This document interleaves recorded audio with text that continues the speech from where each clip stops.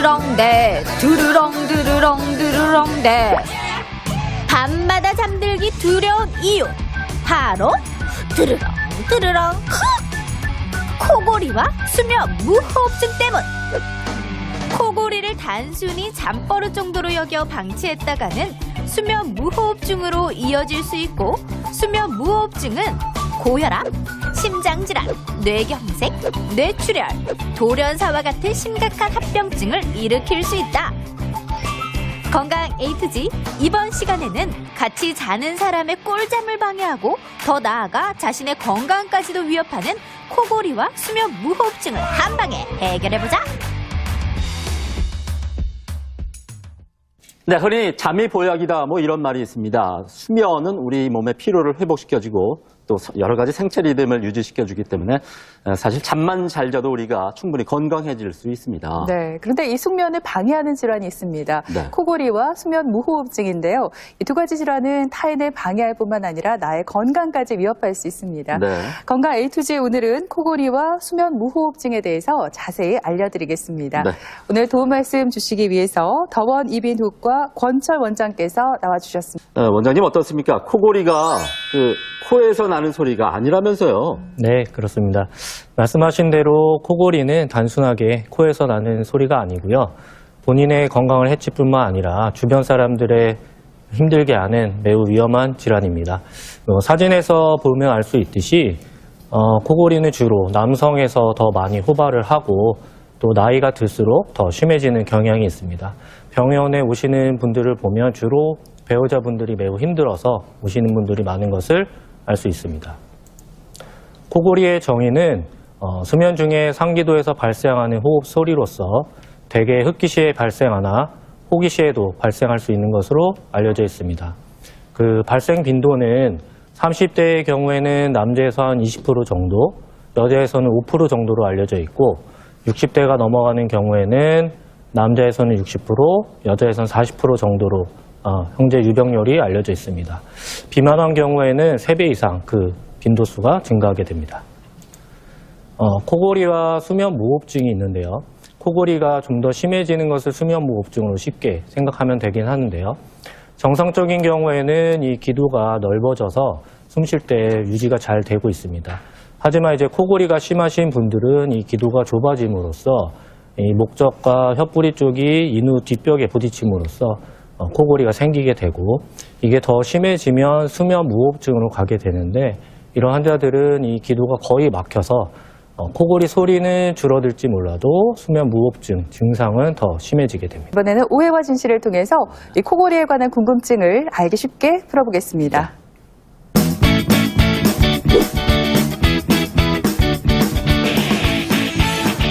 오해와 진실 첫 번째 질문입니다. 네. 이 나이가 되면 코골이가 더 심해진다는데요. 네. 과연 김철원 씨, 이지연 씨 정답은 O일까요? X일까요? 네, 올해부터는 제 정답률을 좀 올려보고 싶은데 첫 정답은 X로 하겠습니다. 왜냐하면 이 코골이는 상기도가 좁아지면서 떨리는 소리거든요. 근데 이 현상은 나이와는 별로 상관이 없을 것 같고, 제 친구, 20대 여성인 제 친구도 코를 아주 심하게 골고요. 아기도 심지어 잘 때 코를 골잖아요. 이런 걸 보면 코골이와 나이는 별로 상관이 없는 것 같습니다. 지연 씨가 올해 새해 소망을 꼭 이루었으면 좋겠는데 저는 반대로 O 하겠습니다. 왜냐하면 저희 삼촌도 예전에는 코를 골지 않았는데 어느 순간 제가 명절에 삼촌과 옆에서 같이 잠을 잤는데 엄청나게 코골이를 심하게 하는 거예요. 그래서 어느 정도 이제 삼촌이 나이가 들어가구나 이런 생각을 했거든요. 네. 제가 정답인 것 같습니다. 원장님, 누가 정답인가요? 예, 맞습니다. 이번 정답은 철원 씨가 맞히셨습니다. 네. 우리가 나이가 들면 몸의 근육에 힘이 빠지듯이 기도를 유지하는 근육의 힘도 나이가 들면 점점 빠지게 되는데요. 기도를 유지하는 근력이 떨어짐으로써 나이가 들수록 수면 무호흡증은 더 심하게 되어져 있습니다. 특히 여성 같은 경우는 폐경 이후에 그 수면 무호흡증의 증상 유병률이 현격하게 늘어나는 것으로 되어 있습니다.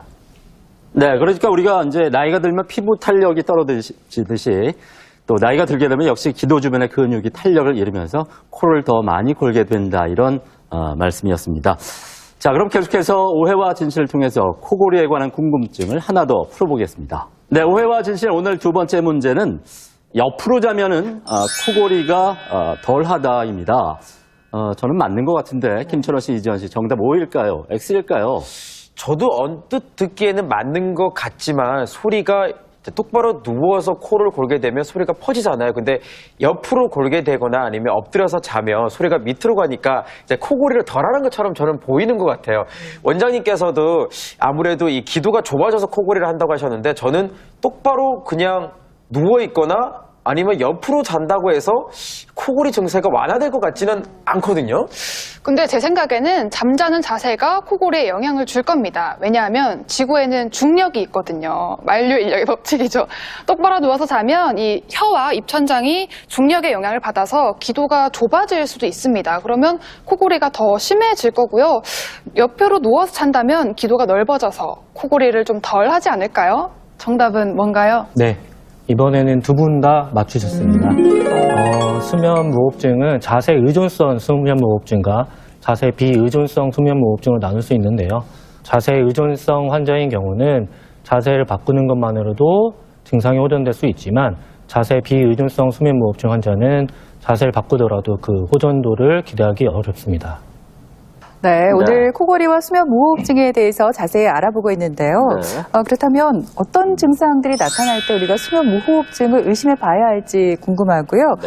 수면 무호흡증이 무서운 이유가 합병증 때문이라고 들었거든요. 어떻습니까? 네, 그렇습니다. 수면 무호흡증의 증상은 다음과 같이 볼 수 있는데요. 깨어있는 동안에 잠에 빠지는 경우, 또 주간에 졸림증이 심한 경우, 원기 회복이 되지 않는 수면을 가지는 경우와 피로와 불면증이 있는 경우, 자다가 숨이 멈춰서 잠이 깨거나 잘 때 숨이 막히거나 숨이 헐떡거리는 증상 등을 가지고 있으면 우리가 수면 무호흡증으로 진단할 수 있는 증상 기준이 되겠습니다. 수면 무호흡증이 무서운 이유는 그 합병증들이 매우 심각하기 때문인데요. 먼저 심혈관계 합병증을 보시면 부정맥과 고혈압, 심장 정지, 심지어는 급사까지도 이루어질 수 있습니다. 수면 무호흡증 환자의 50%에서 고혈압을 가지고 있고 고혈압 환자의 30%에서 수면 무호흡증을 가지고 있는 연구는 매우 유명한 연구 결과이고요. 또 심근경색 위험도도 정상인에 비해서 23배나 수면 무호흡증 환자에서는 증가하는 것으로 알려져 있습니다. 뇌혈관계 합병증도 매우 위험하고 심각한데요. 뇌혈관 질환자의 70%에서 수면 무호흡증을 가지고 있으며 무호흡 지수가 20 이상인 환자들에서는 뇌혈관 질환의 빈도가 4배 이상 증가하고 있습니다. 또한 정신신경계의 합병증도 많은데요. 인지 능력이 떨어지고 주간 기면증이 생기며 이제 운전 능력의 저하가 많이 생기는데 이런 운전 능력의 저하는 음주운전보다도 더 위험한 것으로 연구되어져 있습니다.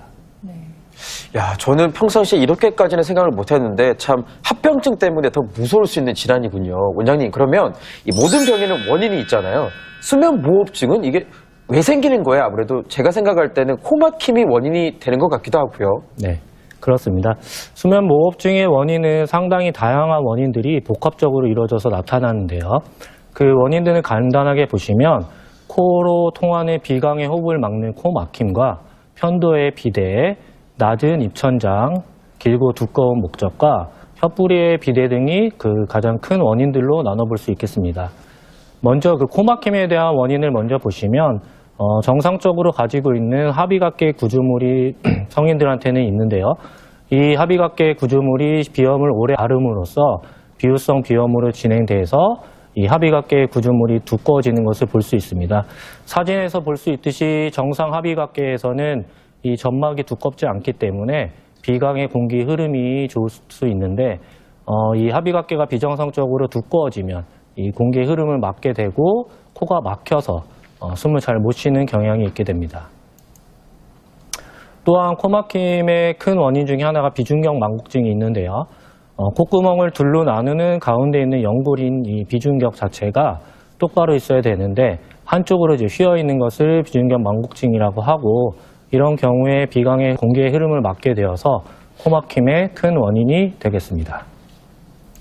네, 저도 원장님 설명을 들으면서 저도 혹시 수면 무호흡증이 있나 생각을 해봤는데 저는 잘 모르겠어요. 왜냐하면 이 증상이 잠잘 때 나타나는 거잖아요. 자가 진단을 하기가 어려울 것 같은데 어떤가요? 또 이 수면 무호흡증 때문에 병원에 가게 되면 어떤 검사들을 받게 되는지 궁금합니다. 거울을 보고 입을 벌려서 본인의 입을 보시면 되는데요.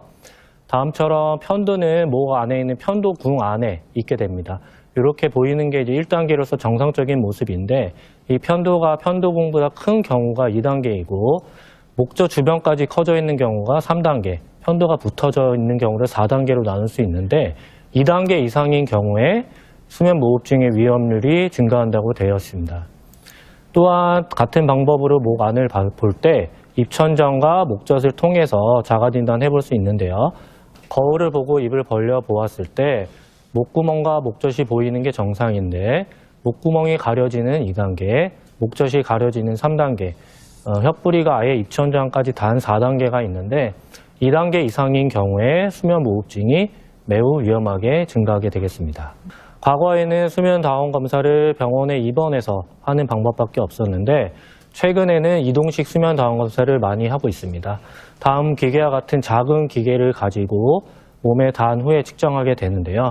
코 안에 캐뉼라를 통해서 공기의 흐름을 측정할 수 있고 손가락에 붙인 산소 포화도 측정기를 통해서 본인의 산소 수치를 측정하고 이 기계를 통해서 몸의 위치 변화를 측정을 하게 됩니다.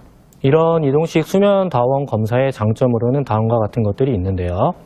평소와 같은 환경인 집에서 검사를 할 수 있기 때문에 평소의 수면과 같은 상태를 저희가 측정할 수 있다는 큰 장점이 있겠습니다. 또한 입원할 필요가 없고 기존 수면다원 검사와 같은 정확도를 갖지만 기존 수면다원 검사보다 더 싸다는 큰 장점이 있겠습니다. 또한 검사상에서 간편함과 원하는 날짜에 검사할 수 있다는 장점이 있겠습니다. 이런 수면다원 검사의 실제 결과지인데요.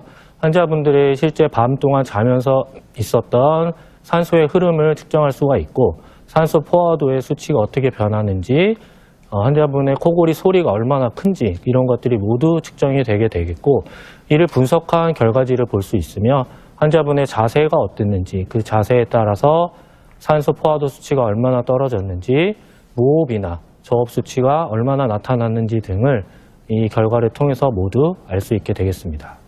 네. 우리가 이제 흔히 잠을 자다 코를 많이 고는데 코를 골다가 컥 하고 이렇게 막히잖아요. 네, 그러면 이제 기도가 완전히 막히면 큰일 나겠죠. 예, 그런데 이제 이 수면 무호흡증은 기도가 완전히 막히는 그런 무호흡과 부분적으로 막히는 저호흡 이렇게 같이 이렇게 동반되는 질환이라면서요, 원장님? 어떻습니까? 네, 맞습니다. 수면 무호흡증은 무호흡과 저호흡으로 나눌 수 있는데요. 무호흡은 구강과 비강을 통한 호흡의 정지가 10초 이상 나타나는 것을 무호흡으로 정의하고 있습니다. 저호흡은 호흡량이 30% 이상 감소하면서 산소 포화도가 4% 이상 저하는 것을 저호흡으로 저희가 정의를 하고요. 이를 합친 무호흡과 저호흡을 합친 지수를 무호흡 지수라고 하며 이거를 시간으로 나눈 것이 무호흡 저호흡 지수입니다. 즉 1시간 동안 얼마나 무호흡이나 저호흡이 나타나는지가 무호흡 저호흡 지수가 되겠습니다. 이런 무호흡 저호흡 지수를 가지고 저희가 수면 무호흡증의 심각도를 측정할 수 있는데요. 경도는 5 이상인 경우, 중등도는 15 이상인 경우, 중증도는 30 이상인 경우를 저희가 무호흡 저호흡 지수를 보고 알 수 있고 최저 산소 포화도 수치가 85% 이상인 경우는 중경도, 75% 이상인 경우는 중등도, 75%보다 떨어지는 경우는 중증으로 나눌 수 있겠습니다. 네, 네. 그렇군요. 그렇다면 수면 무호흡증은 어떻게 치료하는지 궁금해지는데요. 치료법을 좀 알려주시고 치료가 끝나도 재발이 되지는 않나요? 네. 수면 무호흡증의 치료에 대해서 설명드리겠습니다. 수면 무호흡증 치료는 간단하게 다음과 같은 4가지 정도로 볼 수 있는데요. 비만, 다이어트 치료가 있겠고 아까 말씀드린 대로 자세에 따른 수면 무호흡증 환자들은 수면 자세 교정 치료를 할 수 있겠으며 양압기 치료와 수술적 치료로 나눌 수 있습니다. 정상 골격을 가진 환자에서 정상적인 점막 조직인 경우에 다음과 같은 기도의 구멍이 유지될 수가 있는데 같은 환자의 골격에서 비만한 환자에서 점막의 양이 늘어나게 되면 다음 사진처럼 기도의 구멍이 매우 좁아지게 됩니다. 그래서 이런 비만 환자들은 양압기나 수술적인 치료를 잘 하더라도 다시 엄청나게 좁아지는 구멍을 통해서 압력 때문에 안 좋아질 수 있기 때문에 비만의 치료가 수면무호흡증의 치료의 시작이라고 할 수 있겠습니다. 다음으로는 양압기 치료인데요. 양압기 치료는 얼굴에 다음과 같은 마스크를 끼고 기계의 도움을 받아서 치료를 하는 방법이 되겠습니다. 그림에서 보듯이 수면무호흡증이 심할 때는 아까 말씀드린 대로 이 기도가 좁아져서 뒤쪽에 붙어있는 모습을 볼 수 있는데 양압기를 사용했을 때는 인위적으로 들어오는 양압의 흐름으로써 이 좁아진 기도의 구멍을 넓히는 방법이 되겠습니다. 이런 양압기 치료의 장점으로는 이상적인 치료이며 심한 무호흡증에서도 유용하고 바로 치료 시작이 가능하다는 장점이 있겠습니다. 하지만 그 단점도 많은데요. 가장 큰 단점은 결국 낮은 착용률에 있겠습니다. 여러 연구들이 있지만 가장 착용률이 높게 알려진 연구에서조차도 50% 이하의 착용률밖에 성공률을 보이고 있고 이런 이유로는 코와 입의 마름, 코 막힘과 콧물, 또한 기계 소음으로 인한 방해, 평생 사용해야 된다는 단점이 있겠습니다. 네. 지금 그 원장님께서 직접 말씀을 해주신 것처럼 양압기 치료가 상당히 효과적이긴 하지만은 일단 평생 써야 되고 또 이거 착용 자체가 좀 거북할 것도 같은 그런 느낌이 드는데 그런 단점들을 좀 한 번에 날리기 위해서 한 번의 수술로 이런 수면 무호흡증을 치료하는 게 낫지 않을까 그런 생각도 갖게 되는데요. 그 원장님 수술적 치료에 대해서도 좀 설명을 해주시죠. 네. 양압기 치료를 실패하거나 양압기를 쓸 수 없는 분들은 결국 수술적 치료를 많이 하게 되는데요. 수술적 치료는 크게 코막힘을 해결하기 위한 비염 수술과 비중격 교정술, 구강이 좁아진 것을 해결하기 위한 편도 수술과 구개인두 성형술로 나눌 수 있습니다. 먼저 비염 수술에 대해서 보시겠습니다. 과거에는 비염 수술 때 합의각계를 잘라내는 수술을 많이 했는데 최근에는 고주파를 이용한 고주파 합의각계 축소술을 많이 합니다. 정상적인 합의각계의 뼈는 남겨두고 고주파를 이용해서 수술을 하게 되면 부어있던 점막이 다음과 같이 줄어들어서 비강의 공간을 넓히는 술식이 되겠습니다. 다음으로는 비중격 교정술이 있겠는데요. 비중격이 휘어진 경우에 내시경을 통해 들어가서 휘어진 비중격을 확인을 하고 그 휘어진 부분을 절제하거나 교정해서 똑바로 만들어주는 수식인데요. 내시경 사진처럼 휘어있는 이 비중격의 모습이 수술 후에 똑바로 펴져서 비강의 공간이 넓어지는 것을 확인할 수 있겠습니다. 다음으로는 편도가 큰 환자들을 위한 편도 수술인데요. 편도 수술도 과거에는 전신 마취 후에 편도를 통째로 잘라내는 수술밖에 없었는데 최근에는 고주파 편도 수술이라는 수식을 많이 하고 있습니다. 이 수술의 장점으로는 기존 수술과는 다르게 전신 마취가 불필요하고 수술 후에 출혈이 적으며 수술 후에 통증이 적어서 빠른 회복 속도를 보인다는 큰 장점이 있고 수술 자체의 속도도 기존 수식에 비해서 매우 빠르다는 장점이 있습니다. 수술 전에 큰 편도의 모습이고 고주파 편도 수술 후에 작아진 모습을 확인할 수 있겠습니다. 마지막으로 구개인두 성형술입니다. 구개인두 성형술은 그 늘어져 있는 목젖과 그 주변의 점막 조직을 가위나 칼로 도려낸 후에 그 부분을 위쪽으로 꼬매서 만들어주는 술식인데요. 수술 전의 사진처럼 그림처럼 편도가 크고 목젖이 처져 있는 모습을 볼 수 있고 수술 후에는 이 구강의 모습이 넓어진 모습을 확인할 수 있습니다. 실제 환자의 사진으로서 처져 있는 목젖의 사진이고 수술 후에 아치 형태로 넓어진 구강의 모습을 확인할 수 있습니다.